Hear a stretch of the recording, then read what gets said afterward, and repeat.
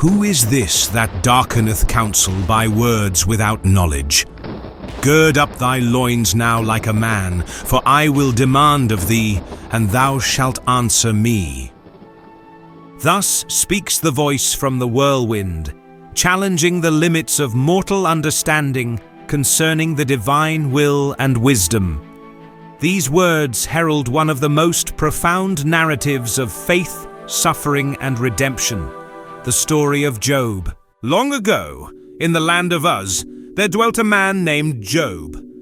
He was renowned for being blameless and upright, one who feared God and shunned all evil. His integrity and faithfulness set him above his contemporaries. Job was exceedingly blessed with great substance and a large household. He had 7 sons and 3 daughters who brought him much joy. His possessions were vast: 7,000 sheep, 3,000 camels, 500 yoke of oxen, and 500 donkeys, together with a great number of servants. Indeed, he was the greatest of all the people of the East. His children oft held feasts in their homes, inviting their sisters to join in the merriment. Yet Job, ever mindful of their spiritual condition, would rise early after each feast to offer burnt sacrifices for each child, saying, "It may be that my children have sinned and cursed God in their hearts." This practice of intercession was a consistent part of Job's life, reflecting his deep devotion to God and care for his family. One day, the heavenly hosts presented themselves before the Lord, and among them came Satan. The Lord spoke unto Satan, saying, "From whence comest thou?" Satan answered, "From going to and fro in the earth, and from walking up and down in it." Then the Lord said, "Hast thou considered my servant Job? There is none like him in the earth, a perfect and upright man, one that feareth God and shunneth evil." But Satan, doubting Job's devotion, replied, "Doth Job fear God for naught? Hast thou not made a hedge about him, and about his house, and about all that he hath on every side? Thou hast blessed the work of his hands, and his substance is increased in the land. But put forth thine hand now, and touch all that he hath, and he will surely curse thee to thy face." The Lord then granted Satan authority over Job's possessions, saying, "Behold, all that he hath is in thy power. Only upon himself put not forth thine hand." Calamity befell Job with alarming swiftness. A messenger came and reported, "The oxen were ploughing, and the donkeys were feeding beside them when raiders fell upon them, carrying them away and smiting the servants with the sword. I alone am escaped to tell thee." Before the words had fully registered, another messenger arrived. "The fire of God is fallen from heaven, and hath burned up the sheep and the servants. I alone am escaped to tell thee." While he was yet speaking, a third messenger entered. Chaldeans formed 3 bands, made a raid upon the camels, and slew the servants. I alone am escaped to tell thee. Finally, the most grievous tidings came. Thy sons and thy daughters were feasting in their eldest brother's house when a mighty wind struck the 4 corners of the dwelling, and it fell upon them, and they are dead. I alone am escaped to tell thee. Overcome by sorrow, Job rent his mantle, shaved his head, and fell upon the ground in worship. In his anguish he proclaimed, "Naked came I out of my mother's womb, and naked shall I return thither. The Lord gave, and the Lord hath taken away. Blessed be the name of the Lord." In all this, Job did not sin, nor charge God with folly. Once again, Satan presented himself before the Lord, seeking to test Job yet further. "Skin for skin," he declared. "Yea, all that a man hath will he give for his life. But put forth thine hand now, and touch his bone and his flesh, and he will curse thee to thy face. The Lord replied, Behold, he is in thine hand, but save his life. So Satan smote Job with grievous sores from the soles of his feet unto the crown of his head. Job took a shard of broken pottery to scrape himself as he sat among the ashes. Even his wife, overwhelmed by their misery, cried out, Dost thou still retain thine integrity? Curse God and die. But Job answered, Thou speakest as one of the foolish women speaketh. Shall we receive good at the hand of God, and shall we not receive evil? In all this did not Job sin with his lips. Now when Job's 3 friends, Eliphaz the Temanite, Bildad the Shuhite, and Zophar the Naamathite, heard of all the calamities that had befallen him, they conferred together and agreed to journey from their respective lands to mourn with him and to comfort him in his afflictions. As they approached from afar, they scarcely recognized him, for his body was covered in grievous sores, and his countenance was greatly changed by sorrow. Beholding his pitiful state, they lifted up their voices and wept. They rent their garments in lamentation and sprinkled dust upon their heads toward heaven, a sign of profound grief. In silence and reverence, they seated themselves upon the ground with Job, remaining thus for 7 days and 7 nights. None dared utter a word, for they perceived the depth of his anguish and knew not how to console him. In that silence, they bore witness to his suffering, sharing it as best they could by their presence alone. Thus they waited, watching Job's groans and tears, pondering the mystery of his plight, until at length he opened his mouth to speak. With a trembling voice, he lamented the day of his birth and questioned the purpose of his existence, saying, Let the day perish wherein I was born, and the night wherein it was said, There is a man-child conceived. So began the grievous discourse between Job and his companions, as they sought to understand the reasons behind his great trial, and to offer what comfort their words might afford. Yet their silence, shared in those first 7 days, testified more powerfully than any speech to the gravity of his pain and the depth of their compassion. Job's friends believed calamity was certain proof of transgression. Each spoke in turn, urging him to repent of presumed sin. Eliphaz, with initial sympathy, soon grew accusatory. Remember, I pray thee, who ever perished being innocent, or where were the righteous cut off? In his counsel he implied Job's guilt.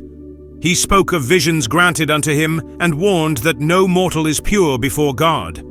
Yet his words, though cloaked in piety, hurt Job deeply. Bildad, more blunt and unyielding, hinted that Job's children had perished for their own sins. If thy children have sinned against him, and he have cast them away for their transgression. He insisted that if Job would but seek God and plead for mercy, his fortunes would be restored. His harsh words only added to Job's anguish. Zophar, the most severe, rebuked Job for his complaints and accused him of self-righteousness. Oh, that God would speak and open his lips against thee. Know therefore that God exacteth of thee less than thine iniquity deserveth. He admonished Job to repent, convinced he deserved worse than he had received. Though wounded by their accusations, Job steadfastly proclaimed his innocence. I am blameless, yet he destroyeth me. My witness is in heaven, and he that voucheth for me is on high. He challenged their narrow views, observing that often the wicked flourish while the just suffer. Tormented in body and soul, Job cried out to God, Wherefore hiddest thou thy face, and holdest me for thine enemy? Yet amid despair his faith endured. Though he slay me, Yet will I trust in him. I know that my Redeemer liveth, and that he shall stand at the latter day upon the earth. Thus did the debates lay bare the limitations of human reasoning on divine justice. Job's friends clung to a strict, transactional view of God, while Job's anguish and unwavering devotion revealed a deeper mystery.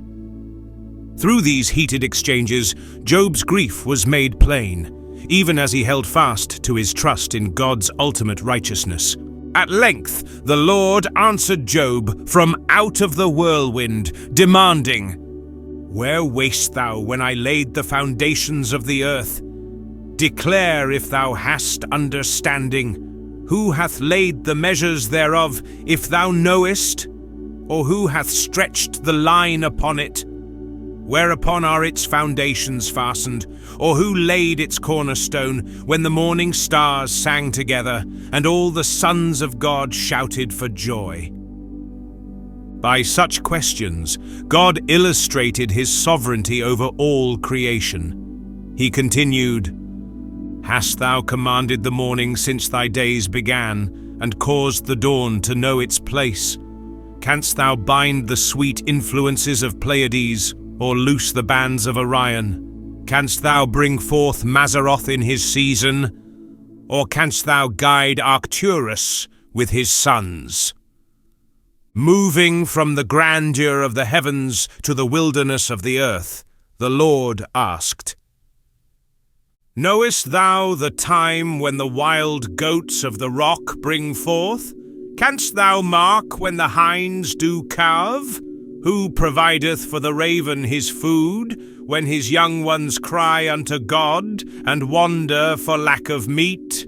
Confronted by the immensity of divine wisdom, Job was humbled. He answered, "I have heard of thee by the hearing of the ear, but now mine eye seeth thee. Wherefore I abhor myself, and repent in dust and ashes." Thus was Job brought to a deeper recognition of God's majesty, yielding himself fully to the Almighty's inscrutable will. Then the Lord spoke to Eliphaz and his companions, rebuking them for having spoken falsely concerning his ways. "My wrath is kindled against thee and against thy two friends, for ye have not spoken of me the thing that is right, as my servant Job hath." He commanded them to offer up 7 bulls and 7 rams as a burnt offering, and to have Job pray for them. Job, despite all he had endured, prayed for his friends, and the Lord accepted his prayer. Following this, the Lord restored Job's fortunes, granting him twice as much as he had before: 14,000 sheep, 6,000 camels, 1,000 yoke of oxen, and 1,000 donkeys. He was again blessed with 7 sons and 3 daughters, the fairest in all the land, and he gave them inheritance among their brethren.